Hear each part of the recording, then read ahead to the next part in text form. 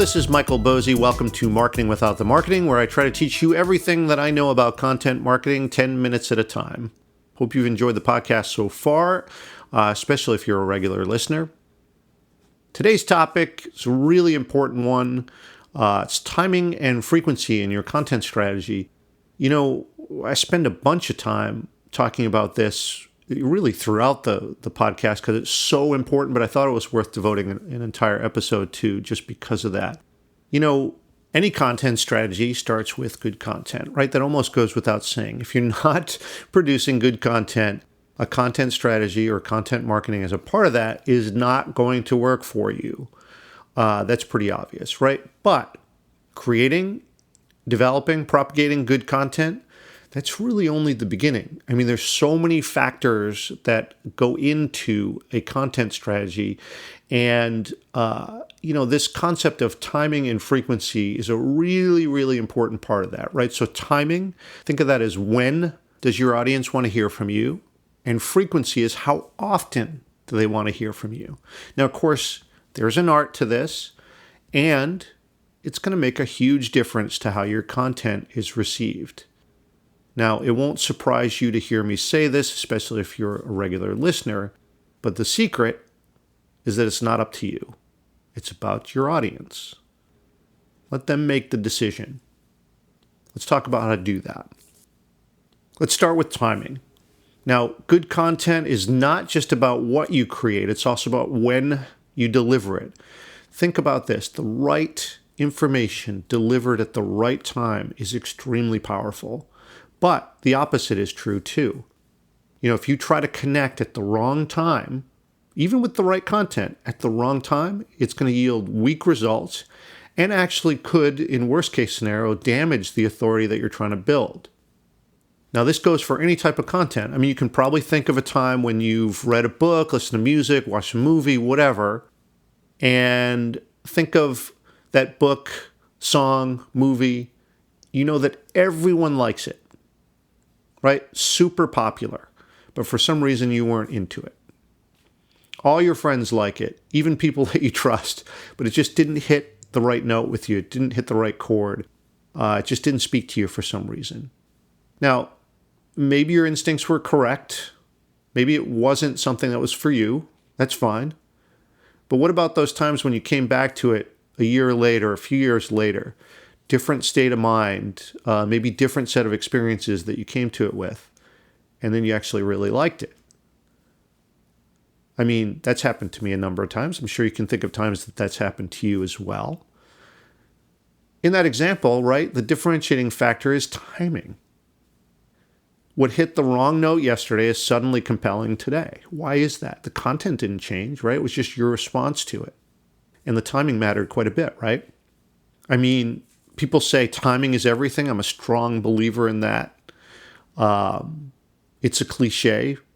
It's a cliche for a reason. Your audience has to be in the right state of mind to connect with you. Now, the frustrating part for you is that it's not up to you to decide when that happens, right? You don't get a say in it. Your audience does. Your audience is the one who's always calling the shots in this because you, running a small business or trying to connect over content, you are serving your audience, right? You work for them, so they get to call the shots. So how do you know when and how often your audience wants to hear from you? Now, if you're just starting, you probably don't know that, right? So basically what you do is you set up an experiment. You try launching different pieces at different times, and you try to find when you get the most engagement. You try to find those dead zones where you get no engagement. And then you learn from that. And then you iterate. And you try another experiment at a different time and see what happens then. So you're continually taking that hypothesis and you're refining it. You're looking at it, watching the performance as it happens live and dynamically, and you're adjusting along the way. Really important part of a content strategy. Just it's always dynamic. It's always in flux. What worked this week might not work next week or next month. You constantly have to be responsive.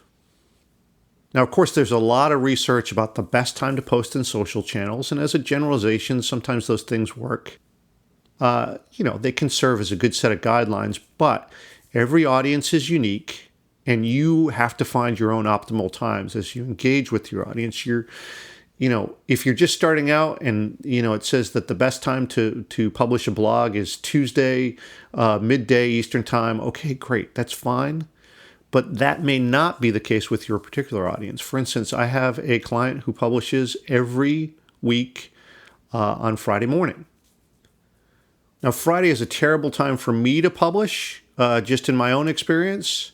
But for this particular client, it works great. We get great results on a Friday. And if you were to read all the blogs or the other data on this, the general data, most people would probably recommend not doing a Friday.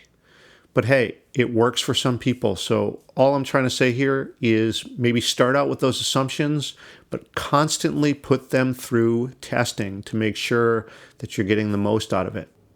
Find your own optimal times as you engage with your own audience. Now, of course, there's one other thing you can do too, right? If you've developed a nice bi-directional, rapport with your core audience, you can always ask them, hey, when do you want to hear from me? What's the best time for you? And if you have a really good core audience, it might be worth paying attention to that. And they might tell you directly, hey, I want to hear from you on, Wednesday in the afternoon. And then it's up to you to decide whether that actually makes sense for your entire audience or not. So if you've got, if you're really in touch with the key influencers, why not listen to them?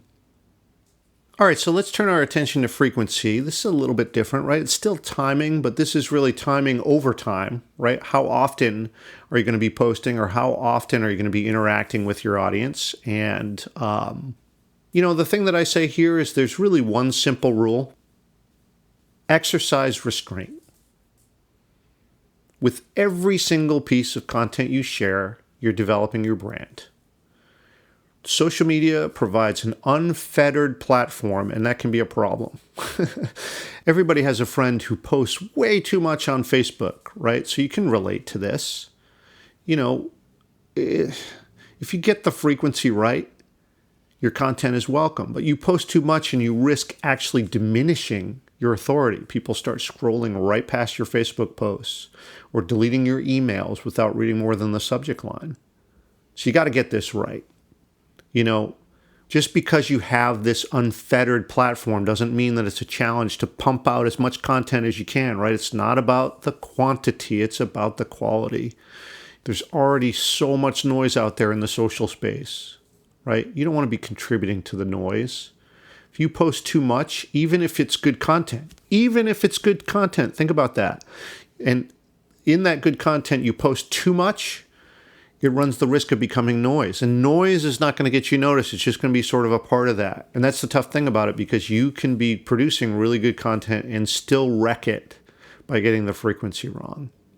Now, of course, just like in the example of timing, you've got to treat this in sort of an iterative fashion. You got to find the rate and the frequency that works for you. And again, you're producing this content for your audience. It's not for you. This content is not you, it's not yours, it's for your audience. You're doing it in service of them.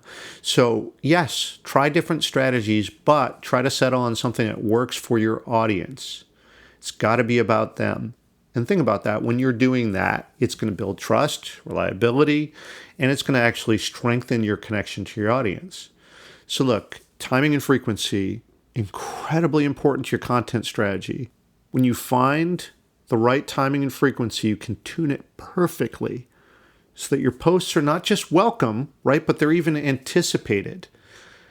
So think of how cool that is, right? Imagine that you have someone anxiously waiting for your next post, right? That right there is kind of the holy grail, right? If you're producing enough value and you're doing so consistently and you've got the timing and the frequency right, that people are actually anticipating it. They're waiting for it. They're not just sitting through it. They're not just suffering it. They're not scrolling past it. They're actually waiting for it.